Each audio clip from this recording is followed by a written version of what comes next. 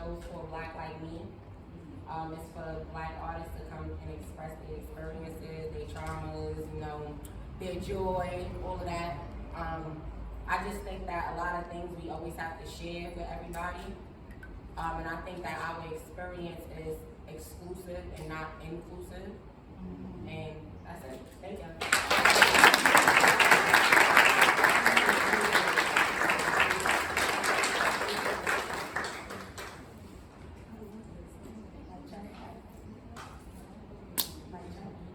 I'm loud, so I don't need it. That's okay, I'm loud.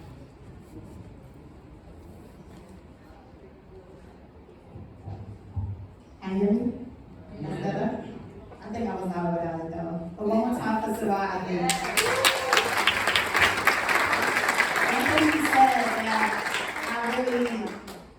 I think when it comes to the Black experience, and we see culture vultures trying to tell our story for us, it's always traumatic, when it's also joy and laughter to our story. Like when we see memes on Instagram, I love the fact that we all grew up in the same house, so we always get the jokes. Because when I work in corporate America, they don't get the jokes and don't get the slang, which is why a lot of us get flagged on Facebook when we say things, because they don't have Black people working in corporate to know our slang. And how we talk is actually a language if you don't know.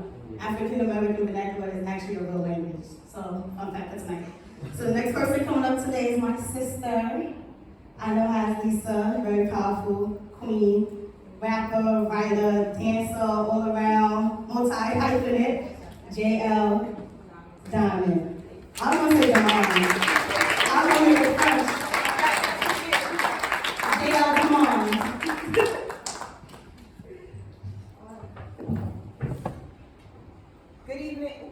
Good evening, everyone. How's everyone doing tonight? First, I want to thank Domo for making this platform where you went. I appreciate you. Thank you, sir. You're always giving back to the community, and trust me, it's going to come back to you 10 times full. So keep doing what you're doing, because the same way you're opening doors for people, they're going to be right there to open the same doors for you. So I recently wrote my second book called Spirit of a Woman, and I would like to share one of the poems that were actually referencing a Black man. So this is called Because I Love a Black Man. And then he said, I feel unwanted by society. My spirit was crushed by his words as I replied, you are, we are, it hurts. Uncomfortable conversations I've had with my friend because of what he saw happen to our Black-skinned kin. So many stories, but something about George Floyd that made every woman who loved a Black man feel his spirit get destroyed. The mother that had to tell her Black son, keep hands on 10 and 2 when they approach you. Beg him to cut his hair is as much of a threat as firearms to the blues. Thrilled he received a college scholarship, but it's in a southern state. Tears up remembering Ahmaud Arbery, afraid he could meet the same fate. Elated sister admires her brother taking care of his family. Catches anxiety, remembering Philando Castile and his daughter in the back seat. Proud aunt salutes her nephew, serving the country, but falls at ease when he sees the mistreatment of Lieutenant Nazario and asks, while we fight for them, who fights for me? Excited to hold her newborn grandson. In his eyes, she sees life filled with opportunity. Her vision dissolves, ruminating on his survival rate past the age of 17.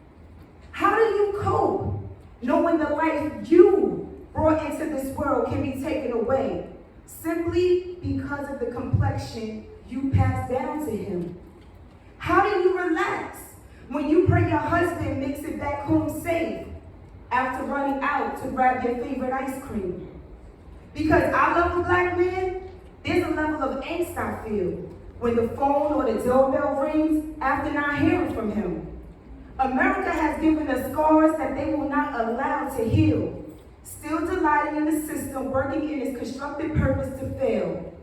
But because I love a Black man and recognize what's at stake, I'll be the bone in his back, and he's the rib in my side. He prepares for the battle, I let out the war cry. Knock the wind out his lungs, I'll be there here to revive. And when he's done all he can, it's my turn to drive. Amen. You ain't get the picture yet? An attack on him is an attack on we. And since the stigma is women talk too much, you won't silence me. The strange fruit are dropping down the familiar tree. Gone are days of idly watching us die casually. Surrender's not an option. Defeat is not a thought. You may have sold our bodies once before, but our force within can never be bought. Thank you.